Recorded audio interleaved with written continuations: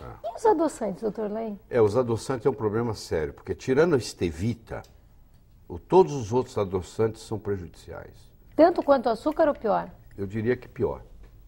Porque, por exemplo, você pega o aspartame, que está em mais de 5.000 produtos hoje no mundo, o aspartame, quando ele chega no sangue, ele vira veneno de matar formiga. Entendeu? E ele lesa o sistema nervoso central.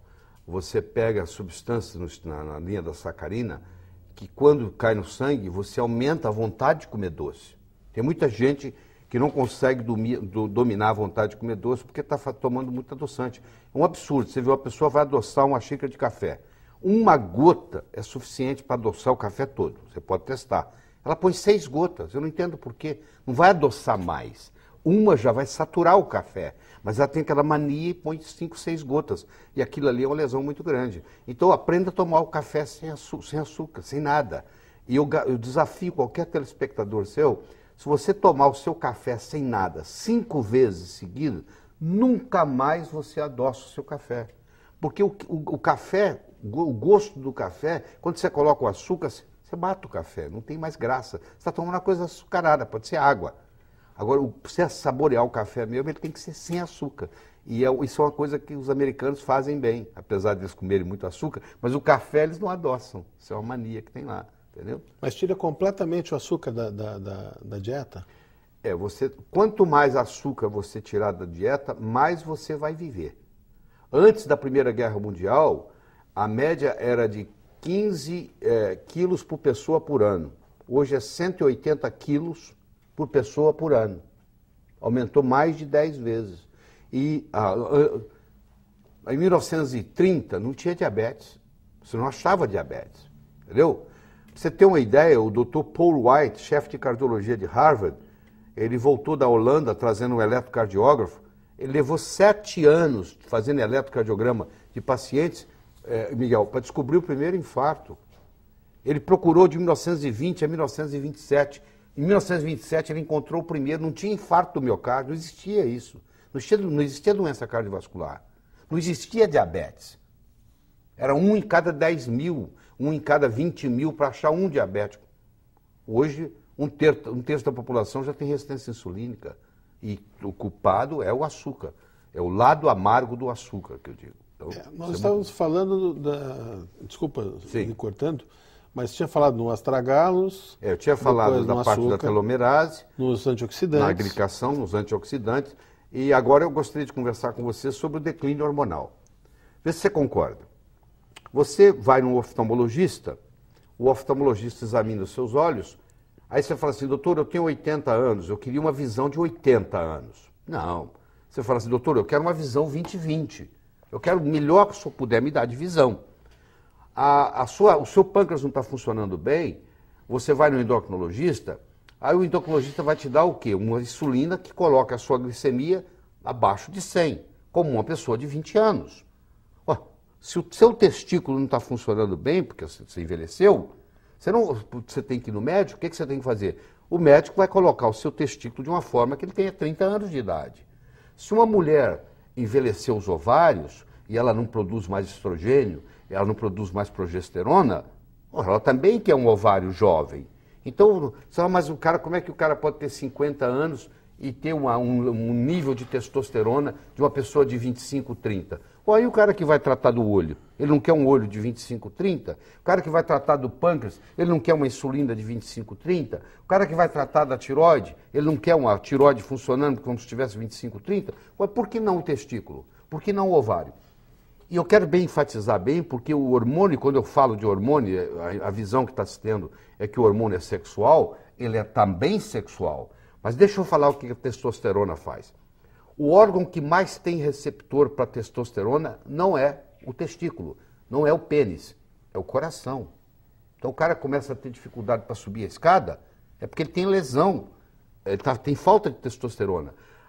Esse raciocínio tridimensional que nós temos, que o homem tem melhor do que a mulher, isso aí o homem ganha da mulher, porque o homem tem um raciocínio tridimensional diferente, a mulher ficava na caverna e o homem ia trabalhar, ele não ia de táxi, ele não ia de metrô, ele não ia de ônibus, ele ia a pé. E o escritório dele ficava na selva. E cada dia ele caçava num lugar diferente. E ele tinha que voltar para casa à noite, e não tinha bairro, não tinha número, não tinha nada, e todas as cavernas se pareciam, e ele tinha que evitar dos inimigos ainda. Então o homem desenvolveu essa capacidade de raciocínio tridimensional. Você vai ter pacientes... Localização, né? Isso. Por isso que... Isso é sabido, né?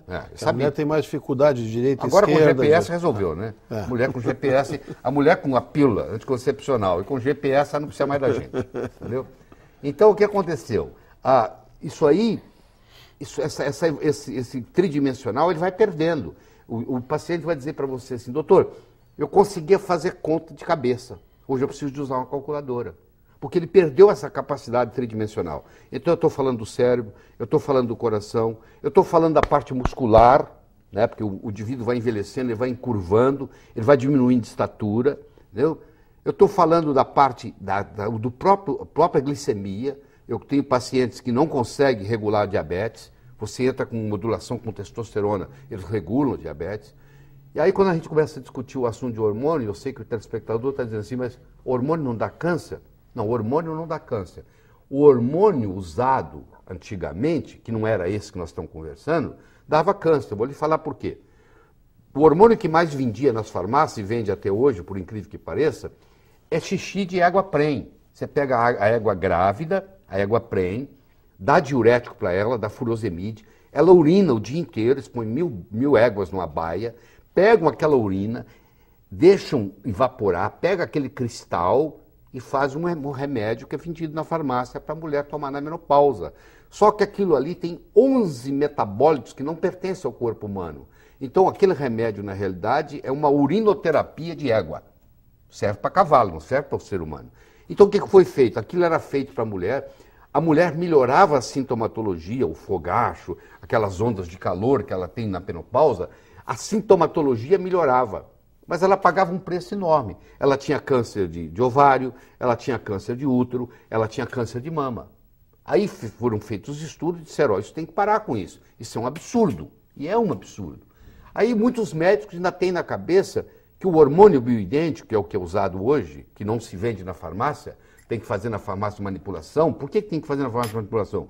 Porque não se pode, Miguel, patentear nada que a natureza faça. Você não pode patentear oxigênio, você não pode patentear zinco, você não pode patentear progesterona.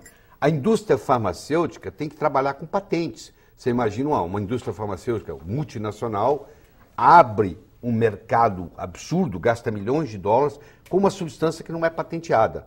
Amanhã tem 800 no vácuo dela fazendo a mesma coisa. Então elas precisam de patente. Então o que ela faz? Elas pegam o hormônio bioidêntico, modificam a molécula dele, põe um radical e agora pode patentear. Só que essa chave agora não entra naquela fechadura do jeito que deveria. Quando você tem uma chave que não pertence a uma fechadura, você pode até conseguir abrir a porta, mas você vai estragar tanto a chave quanto a fechadura, não é verdade? Às vezes fica até presa lá. É o que acontece com esses hormônios. Eles ficam presos nos receptores. Agora, a modulação hormonal bioidêntica, que é uma coisa relativamente recente no uso clínico e que tem muitos estudos científicos disponíveis, é uma coisa que a gente não aprendeu na faculdade de medicina. Então, quando eu falo com médicos sobre modulação hormonal bioidêntica, ele fala, o que é isso? Então, nós estamos fazendo um trabalho. Há 10 anos atrás, eu escrevi um livro, A Verdade sobre Reposição Hormonal. Eu comecei a divulgá-lo pelo Brasil afora. Minha esposa viajava comigo na época, hoje ela só faz viagens internacionais. É impressionante a mudança. A mudança é aquele indivíduo que está chutando o pau da barraca, que já está vendendo tudo, que quer parar de trabalhar. De repente, eu modulo ele começa a produzir, ele quer abrir uma nova fábrica, muda a percepção totalmente e muda a saúde da pessoa.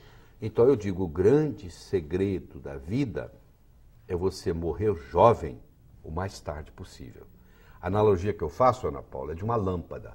Uma lâmpada, segundo antes de queimar, ela está brilhando em toda a sua magnitude. Esse negócio de ficar 25 anos doente para depois morrer, isso é muito triste. O ideal é você estar trabalhando, produzindo, sendo feliz até a véspera da sua morte. Ah, com certeza. Essa Acho que é o que medicação... assusta todo mundo, né? Ficar velho e doente. Esses hormônios bioidênticos, eles são sempre manipulados? Eles são, infelizmente, até agora, eles são sempre manipulados. Porque a indústria farmacêutica, como ele não pode ser patenteado, porque ele é bioidêntico, ele é igual ao que o corpo faz, E como é impossível você obter uma patente de algo que a natureza fabrica, então a natureza fabrica progesterona, a natureza fabrica testosterona, a natureza fabrica estradiol. Então o que a indústria farmacêutica faz? Ela pega o estradiol, a progesterona, a testosterona e muda.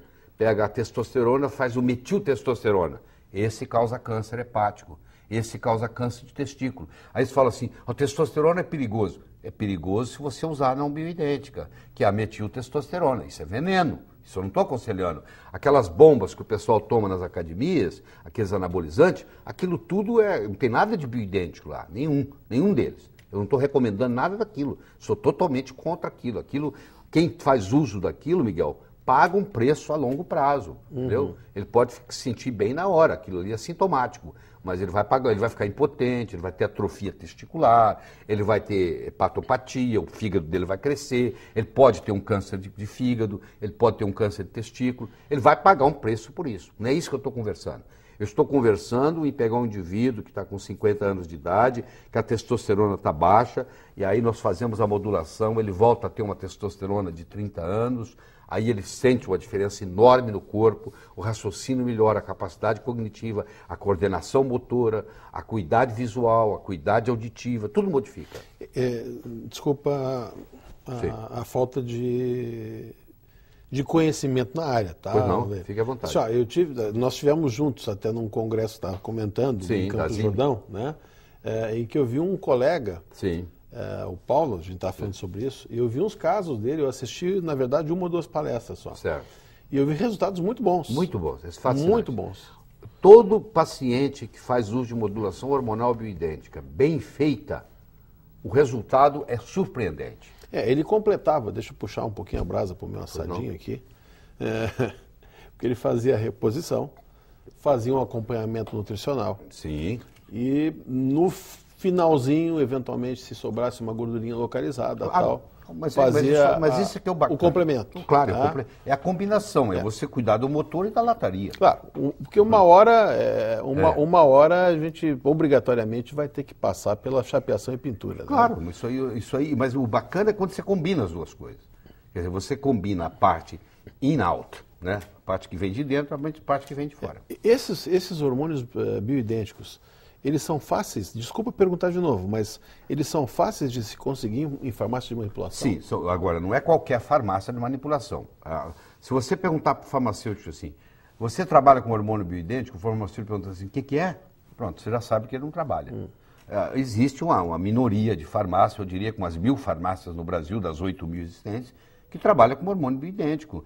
Os hormônios bioidênticos são comprados, tem importadores, são vendidos para as farmácias manipulam. São geralmente feitos transdérmico.